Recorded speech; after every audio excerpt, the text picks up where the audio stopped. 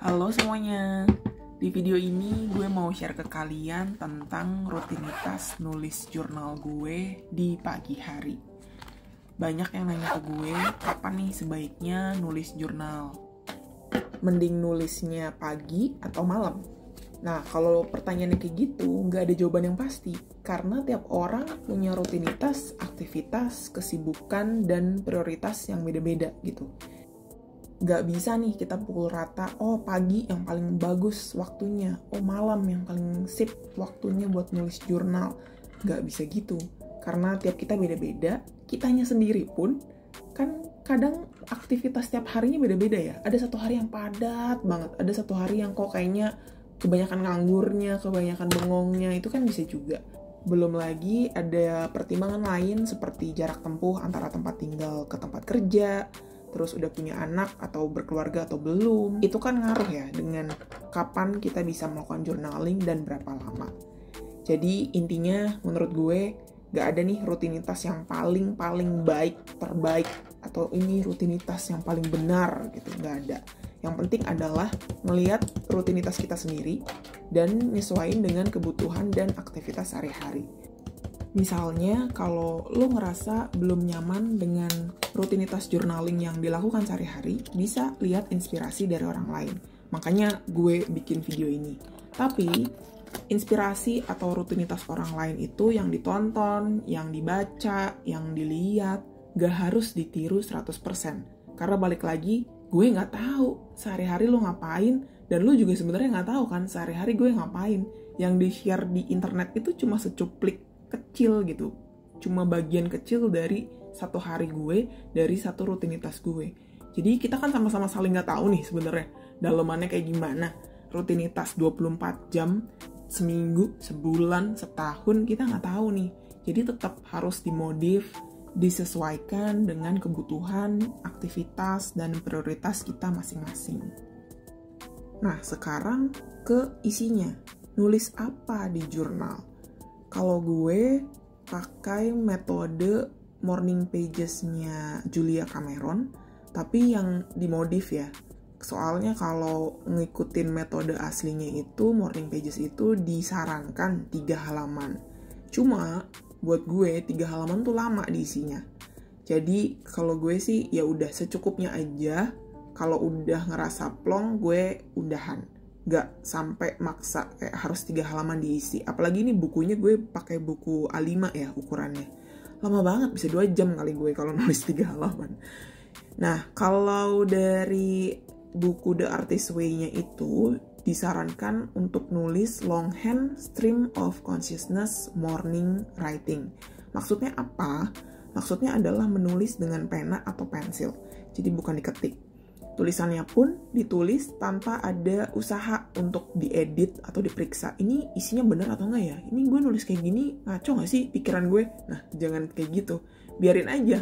Kalau pikiran lo kemana-mana, kalau misalnya lo kepikiran apa dan mungkin terlihat atau terasa, ini konyol kayaknya, ngapain ya gue mikirin ini? Gak apa-apa. Ditulis dulu aja, biar spontan, apa adanya, apa yang terlintas, itu dituangkan di atas kertas. Buat gue nulis jurnal di pagi kayak gini, yang nggak difilter, nggak diedit, tapi sejujurnya ini karena direkam, gue self-conscious sih. Biasanya lebih bacot daripada ini ya. Cuma karena ini tahu gue ini, aduh bakal ditonton. Ada ngerem-ngeremnya gue, of course lah. Kalau misalnya gue nggak ngerem dikit, bahaya.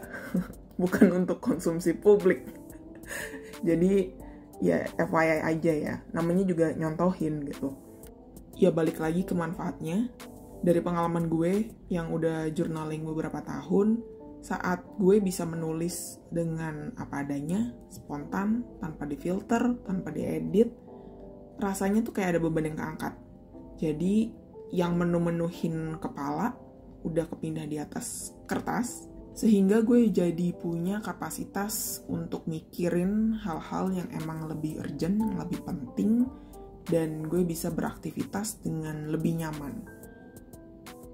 Di contoh video ini, gue mulai nulis jurnal pagi itu dengan mencatat mood gue saat bangun tuh kayak gimana. Jadi gue tulis kalau pagi ini mood gue baik, gue excited untuk menjalanin hari karena ada beberapa kegiatan yang mau gue lakukan dan gue suka dengan kegiatan itu. Gue catat tuh di situ. Terus gue juga mencatat paginya, jauh lebih pagi sebelum gue nulis ini, gue sempat baca buku tentang debat. Kenapa jadi baca buku debat? Padahal gue lagi gak mau ngedebat siapa-siapa. Karena di Indonesia lagi musim debat cawapres dan capres ya. Bentar lagi pemilu. Dan gue pengen tahu aja sih, pengen tahu lebih banyak. Dan buku ini sebenarnya menarik karena dari introduction dan chapter pertama yang belum selesai aja gue udah wow. Banyak informasi yang baru gue tahu. Ada teknik-tekniknya, ada taksonominya juga tentang debat. Dan menarik sih ternyata saat dikuliti sampai sebegitunya ya. Gue gak sabar pengen lanjut baca. Seenggaknya tahu lebih banyak lah tentang strategi yang biasanya dipakai untuk debat, supaya nanti pas gue nonton ulang debat-debat cawapres dan capres yang sedang beradu di arena politik kita, gue lebih well informed lah dan bisa menilai, semoga bisa menilai dengan lebih baik dan ngasih suara vote gue ke calon yang paling mending. Ya we'll see lah ya. Nanti kalau bukunya bagus sampai selesai, gue bakal review juga kalau bagus. Kalau nggak bagus sih gue males bikin reviewnya juga ya. Nah ini nulis setengah halaman A5 karena gue nulisnya bagi 2 kolom kayak gini. Gak nyampe 15 menit sih. Gak nyampe 15 menit, nanti kalian bisa lihat juga di akhir itu gue masih ada waktu beberapa menit yang sebenarnya bisa dipakai lanjut untuk planning. Jadi ini gak cuma journaling, tapi ada sedikit planningnya juga. Yang juga paling sering gue alami saat nulis morning journal kayak gini adalah gue jadi lebih peka dengan ide. Lebih pekanya tuh beneran berasa karena bisa aja tuh random lagi nulis ya. Nulisnya tuh gak ada intensi nyari ide, gak ada sama sekali. Tapi pas lagi nulis, tiba-tiba kepikir, kayaknya bisa nih bikin ini, kayaknya bisa nih kalau yang project ini di otak-atik, ditambahin ini, dikurangin ini. Itu bisa nongol saat gue nulis jurnal. Kadang ide-ide untuk bikin tema les journaling, terus milih-milih contoh atau cerita yang pengen gue include, itu juga kadang nongolnya pas lagi gue nulis jurnal kayak gini. Nulis jurnal random aja tiba-tiba, ini bisa nih cerita yang kayak gini, gue tambahin buat contoh di les journaling.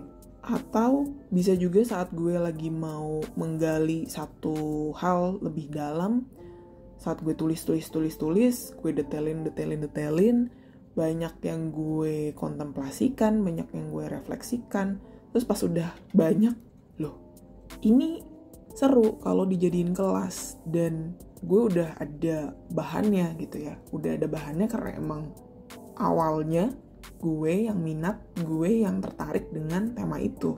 Dan biasanya kalau udah pernah ikut les journaling, teman-teman yang udah ikutan pasti tahu lah. Yang gue bawa ke les itu, yang gue jadiin kelas itu ya emang tema-tema yang menurut gue ini useful dan praktikal dan ada benefitnya gitu untuk diri kita masing-masing. Jadi ya semoga ke-deliver dengan cukup baik dan bisa bawa manfaat juga buat teman-teman yang ikutan. Dari sesi nulis jurnal pagi ini, gue juga jadi kepikiran untuk memodif cara gue bikin plan. Biasanya gue kalau bikin plan harian itu gue kelompokin sesuai kategori atau areanya. Jadi misalnya gue ada dari les journaling, gue kerjain dulu semuanya. Terus buat area lain gue kerjain lagi. Jadi dipisah sesuai area atau kategori. Tapi buat yang hari ini, karena hari ini lumayan banyak sebenarnya, gue jadi ngehnya saat nulis jurnal ini sih. Gimana kalau gue ngegolonginnya berdasarkan waktu? Karena ada beberapa to-do list dari kategori yang berbeda, tapi mereka itu time sensitive gitu. Jadi ada beberapa hal yang ini cuma bisa dilakukan di pagi hari doang. Kalau sore nggak bisa. Ada juga yang ini bisanya gue kerjainnya malam. Kalau pagi nggak bisa. Contohnya seperti gue ngisi voice over buat video ini gue kerjainnya malam. karena dari pagi sampai sore di sebelah gue tuh lagi ada renovasi. Jadi bunyinya berisik banget dan sangat-sangat tidak mungkin gue ngerekam voice over di saat di sebelah lagi ada yang maku-maku non-stop. Awalnya gue lumayan was-was karena gue agak worry dengan konteks switching yang terlalu cepat dan terlalu sering. Karena beda-beda area gitu kan. Abis ngerjain ini, ganti lagi. Ganti gigi, ganti fokus, beda area. Abis ngerjain ini, ganti lagi. Nah, ada kekhawatiran tentang hal itu. Tapi saat dijalani, ternyata karena level difficulty-nya beda-beda, pas diganti-ganti kerjaannya itu, walaupun beda area, gak apa-apa tuh. Kebantu karena ada beberapa hal yang emang perlu dikerjain, tapi gampang. Jadi pas lagi ganti fokus dan ngerjain sesuatu yang gampang, itu rasanya malah jadi kayak istirahat gitu ya. Mengistirahatkan otak. Supaya gak ngebul. Dan dengan cara ini malah banyak hal yang bisa gue selesaikan. Surprisingly ya, gue juga kaget. Nah, tadi gue tunjukin tuh masih ada sisa 2 menit. 2 menit ini gue pakai untuk siap-siap planning. Ngeplan harian. Nah, ini gue pakai Hobonichi Hon yang ukuran A6. Seperti yang tadi udah gue sebutin, gue mau bagi jadi morning, afternoon, and evening. Gak semua to-do list gue tulis di sini ya.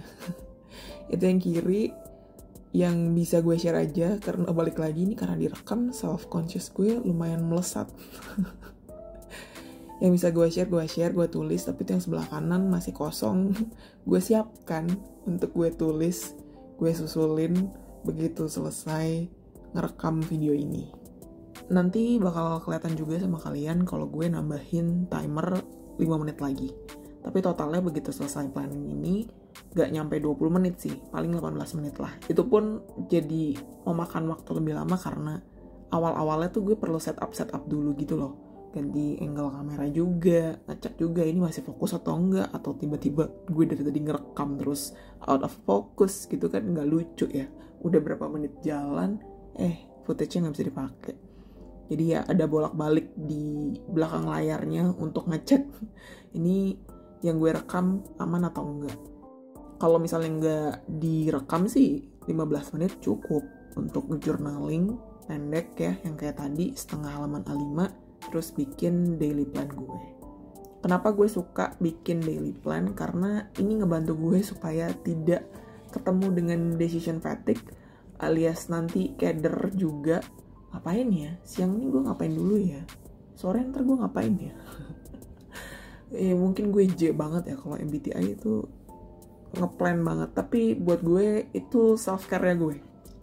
Planning is a form of self-care. Karena kalau nggak di-plan, guenya yang repot sendiri gitu nantinya. Dan gue males ketemu dengan situasi yang bikin ribet gitu ya, karena nggak disiapkan. Nah itu gue menghindari, jadi gue melakukan daily planning juga. Nah ini hasilnya bisa kelihatan setengah halaman A5 dan sepertiga halaman A6. Bisa dilakukan di bawah 20 menit, 15 menit aja bahkan bisa sebenarnya kalau kalian nggak pakai acara ngerekam video. Dan manfaatnya kalau di gue sih udah dapet. Gitu aja untuk video kali ini teman-teman. Semoga lumayan membantu videonya, ngasih gambaran tentang rutinitas journaling. Kalau ada saran, ada komentar, silahkan tinggalkan di kolom komentar. Thank you for watching, sampai ketemu di video berikutnya. Bye-bye.